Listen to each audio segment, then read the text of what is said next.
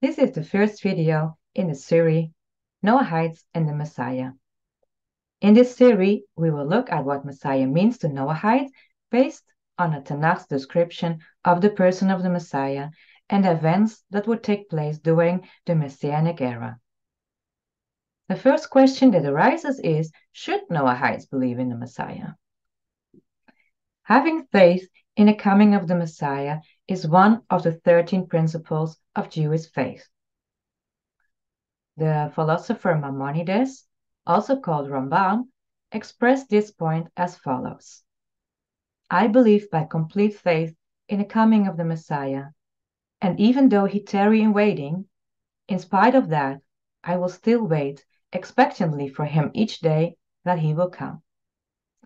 Having faith in the coming of the Messiah is important because it is directly related to the belief in the Tanakh that speaks of the coming of the Messiah.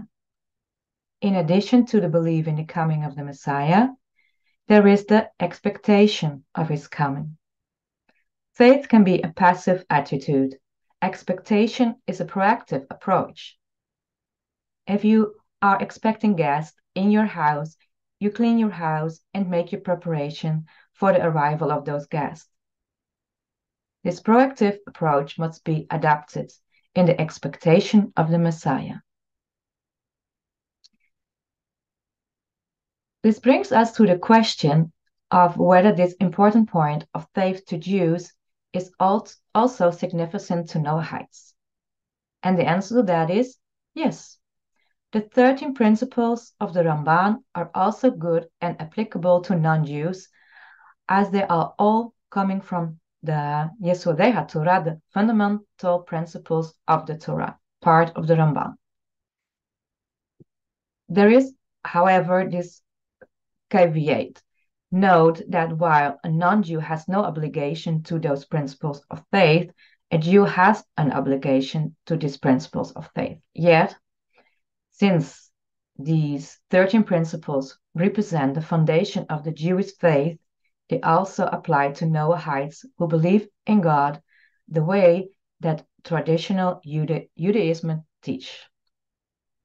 The following statements about the Messiah and the Messianic Era are known to us. He will be a direct physical, patrilineal descendant of King David. The King Messiah will raise up and restore the monarchy of David as it was in earlier times. Messiah will gather the dispersed of Israel. He will see to it that the temple is rebuilt and that sacrifices, the Sabbath, and Jubilees are observed. He will make sure that every Jew is Torah observant. Messiah will teach people about Hashem, about God, and provide awareness and knowledge about God. This awareness and knowledge will result in an universal worship of God. Wickedness and sin will not happen anymore. And through this, there will be peace and harmony in creation. Sickness and death will cease to exist, and after a certain period of time, the dead will be resurrected.